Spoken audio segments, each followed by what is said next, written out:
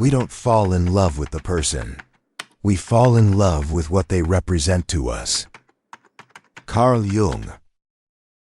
Have you ever wondered why some people seem to fall for you so intensely, so quickly and deeply? It almost feels magnetic. Is it your looks, your energy, your personality? Or could something much deeper be at play? Carl Jung, the renowned Swiss psychologist, believed that love isn't just about chemistry or charm. He proposed that when people fall in love, they're often drawn not to who you really are, but to what you unconsciously represent to them. According to Jung, there are two powerful psychological reasons why someone might fall for you, and both are rooted in the deepest layers of the human psyche. Let's explore what those reasons are, and how they help explain the hidden dynamics behind romantic attraction. We tend to think love is spontaneous, that it just happens. You meet someone, there's a spark. It feels magical. But Jung believed even the most intense attraction follows a deeper logic. Not a conscious one, but an unconscious pattern. Beneath every strong connection lies something older than words, stronger than reason. It's not random, it's psychological. Each of us carries unmet needs, unresolved emotions, and forgotten parts of ourselves from earlier in life. We may not be fully aware of them, but they continue to influence our behavior, especially in love. According to Jung, the people we fall for often reflect something we've lost, suppressed, or longed for unconsciously. This is what he called projection. Think of your psyche like a film projector. But instead of projecting images onto a screen, it projects emotional needs and internal imagery onto other people. You're not falling for them. You're falling for a part of yourself you see reflected in them. Imagine someone who's spent most of their life avoiding vulnerability. They play it safe, keep their emotions under control, and rarely open up. Then, one day, they meet someone who is bold, emotionally open, and unapologetically expressive. Suddenly, they're captivated. But what they're truly drawn to isn't just the other person. It's the part of themselves that longs to be free. That silenced voice within recognizes something familiar, and love seems to appear out of nowhere. It feels deep, mysterious, faded. But in reality, it's their own inner self being stirred, projected outward onto another person. One of the most powerful reasons someone may fall in love with you is because you symbolize something that's missing in their own life. And it's not just about being confident or attractive. It's about embodying something essential. Maybe you're calm, and they've lived in chaos. Maybe you're emotionally grounded, and they feel scattered. Maybe you carry a quiet strength, and they've always felt weak. To them, you represent balance, healing, possibility. You don't just appeal to them, you awaken a part of them that's been dormant. This can create deep emotional attachment. Not always out of genuine love, but sometimes out of unconscious need. They may idealize you, attach to you, believe you're the one. But that kind of love is fragile because it's based on an illusion. The moment your humanity shows, when you make a mistake or fail to live up to the fantasy, the connection begins to unravel. Not because you changed, but because their projection no longer holds. Jung warned that projection, while natural, is also dangerous. It creates the illusion of connection, not with you, but with the missing pieces of another person's inner world. When someone falls in love with a projection, they don't truly see you. They see a symbol, an ideal, a fantasy. And when that illusion cracks, so does the relationship. Jung also introduced the concept of the anima and animus, the unconscious image of the opposite gender we each carry within us. For men, the anima is the inner image of the feminine. For women, the animus is the inner image of the masculine. These aren't just preferences or personality types. They are archetypes, emotional blueprints shaped by early experiences, parental relationships, cultural myths, and inherited symbolism. We carry these inner figures unknowingly.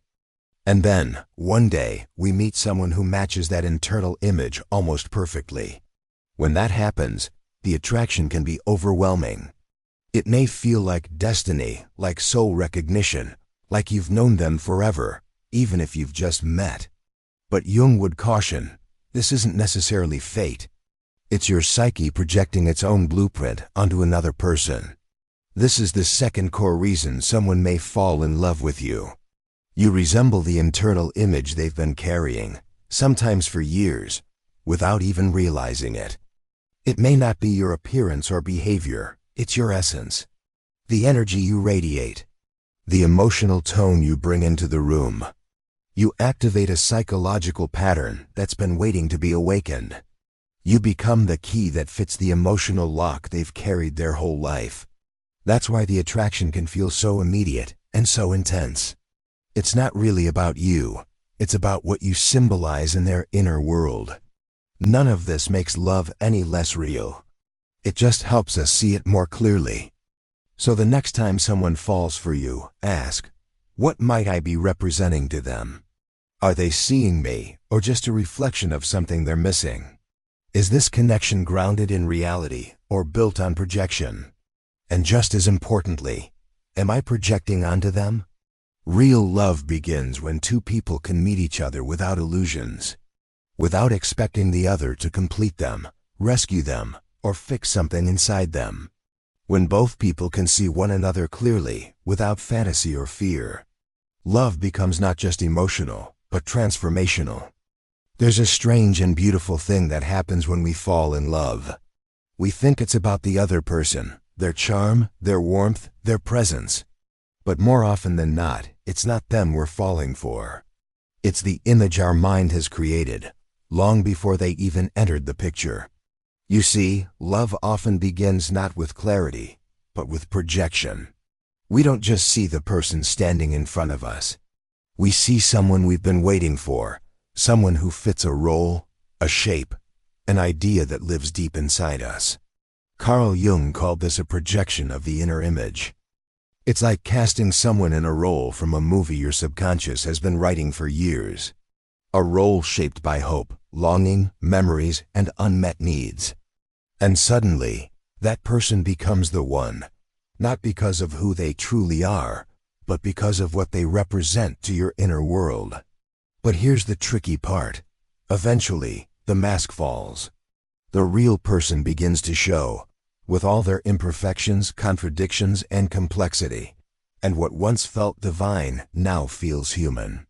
What once seemed perfect becomes confusing, even disappointing. Arguments begin. Expectations unravel.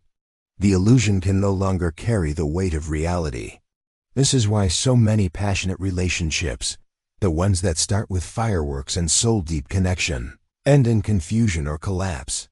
Not because the love wasn't genuine, but because it was built on a psychological fantasy rather than shared truth. Jung believed this wasn't a failure. He saw it as an essential step in our personal development. Because love, he said, isn't just an emotion, it's a mirror. It reflects back to us the parts we need to see in ourselves, both the light and the shadow. Every person we love becomes that mirror. Some show us our potential. Others expose our wounds. Some bring our creativity to life. Others our insecurities. But all serve one purpose, to wake us up to who we really are. Love, then, becomes a process of self-discovery. It peels away the masks we wear, shakes the structures we cling to, and yes, sometimes it hurts. But that pain often carries the seed of transformation. When someone says, "I see something special in you," they may be right, but that something is often more about them than you. You're not just a person in their story, you're a symbol, a trigger, a turning point. And the same is true in reverse. The people you fall for, the ones who awaken your soul or break your heart, they aren't random. They are messengers. They represent what your unconscious is ready to confront. Some come to reignite a fire within you. Some come to force growth. Others come simply to reflect the parts of yourself you've ignored. Not every relationship is meant to last. Some exist to disrupt, to break patterns, to move you to the next phase of your inner evolution. Jung called these moments synchronistic events. They might seem coincidental on the surface, but they are deeply meaningful. Someone shows up at the exact right time and stirs something in you. And even if the relationship ends, the awakening it sparked lives on. This is why we need to stop judging relationships by their length. Some loves stretch across decades. Others last only long enough to change us forever. Even the ones that leave scars, especially those, have value. Because pain can be a powerful teacher. Heartbreak can mark the beginning of a deeper truth. So why do people fall in love with you? Maybe because you reflect something they've lost. Or maybe because you ignite something they forgot was even there.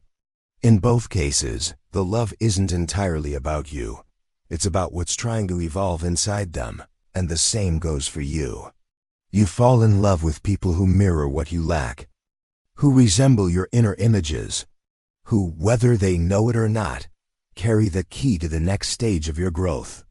But if you don't recognize these patterns, you can stay stuck, attracted to the same types, repeating the same emotional loops, calling it bad luck, when it's actually your unconscious trying to teach you a lesson you haven't yet learned. Jung believed the answer was awareness. Once you see the projection, once you understand your emotional habits and inner figures, you stop chasing people to fill the emptiness. You begin to reclaim your wholeness from within. And from that space, love begins to change. It becomes more grounded, more real, more free. It's no longer about fantasy or fear. It's about connection, mutual recognition, shared growth.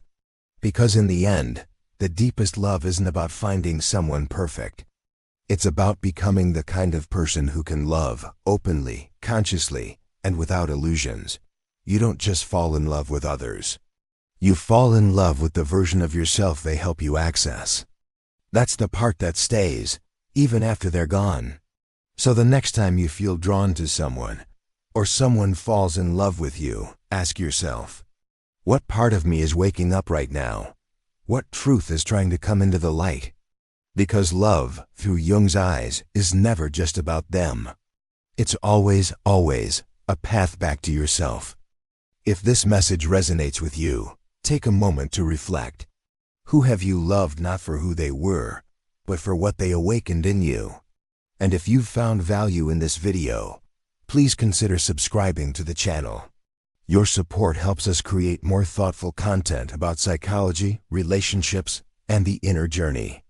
Hit the like button, leave a comment with your story or insight, and share this video with someone who might need to hear it.